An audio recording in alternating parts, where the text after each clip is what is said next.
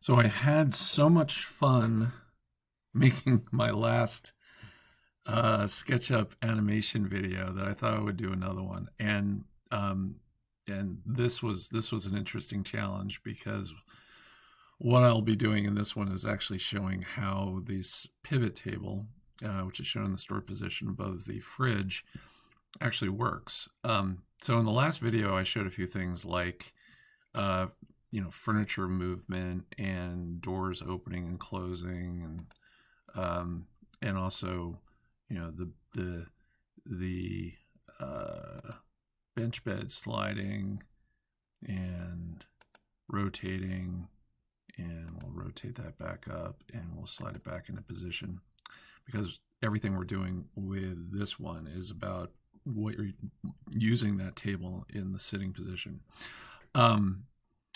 So to do that, I actually broke up my pivot table group into two separate components. And I actually created a third component, which I'll get to in a minute. But two separate components, one component being the leg of the table and the second component being the tabletop. And to make this movement happen, I set the rotation point on the center point of the leg for both the leg and the tabletop. And I'll get into why I did that in a minute. I'll go to the next scene. So this is a combination of dynamic components and scenes to actually make this work. It was a little tricky. So let's go to the next scene, this table pivoted scene. And in this scene, the other thing I had to do was I created an additional set of what I'm calling third-party control buttons. So a little control panel next to my other one. And this is specifically for the table. So let's rotate the table. And you'll notice that the animations are a little jerky, and that's just because I'm maxing out the RAM on my laptop, and I am definitely due for an upgrade in terms of my laptop. The GPU is just kind of maxed. Anyway, so that's the tabletop moving. Now, there's a couple different ways you can do this. I did it in terms of, to make this happen, I separated the tabletop and the table leg into two separate components and actually rotated each simultaneously using that control button around that single axis point, which is kind of centered on the leg and also the base of the leg. There's another way you could do it, which is combining the two components into a parent component and then rotating the parent component. I didn't do it that way because I need a separate rotation of the tabletop separate from the leg in the next step, which would make it a little tricky because I would have had to explode that parent component into two, and it just would have been difficult. So anyway, so that's the table kind of rotated in position. Now the next step is to kind of rotate the tabletop, which I'll show in a minute.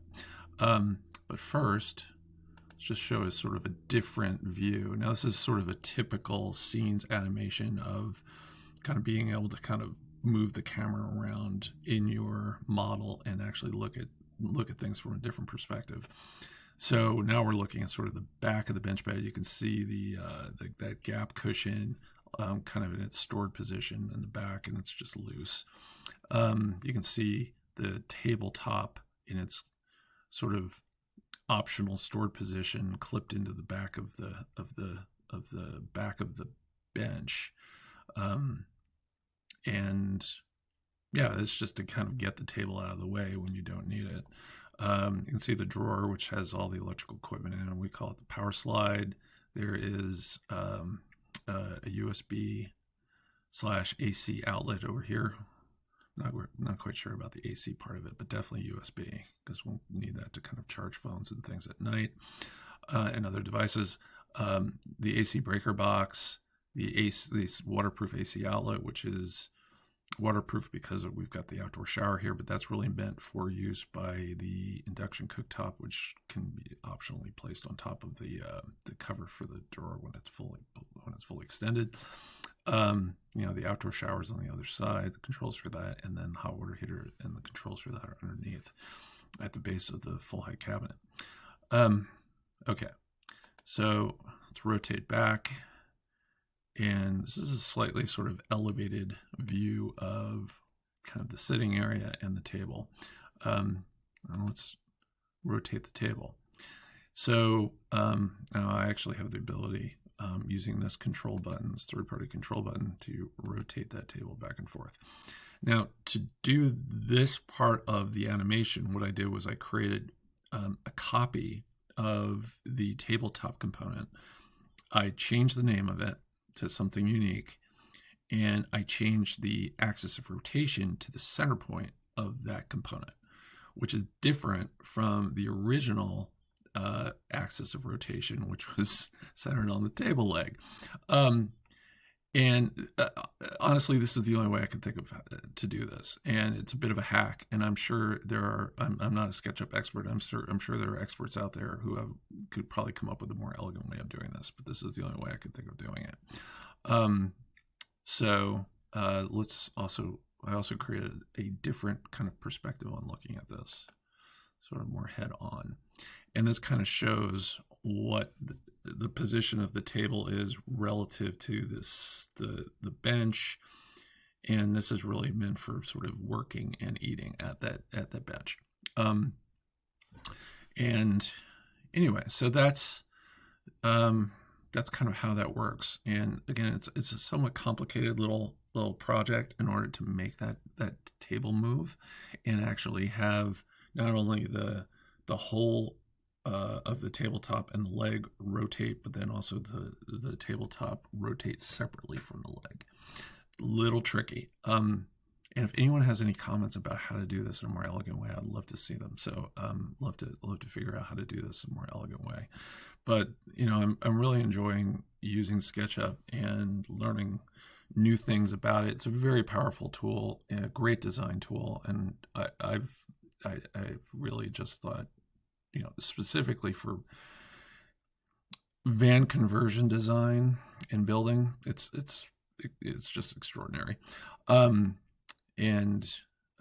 Especially for the way I build, which is out of aluminum extrusion, and being able to actually frame things virtually, so I know exactly where all the metal pieces are going to go and how to build this.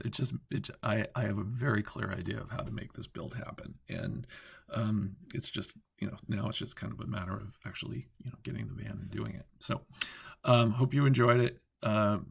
Please provide any comments or questions, and I'd be happy to respond. Thanks so much.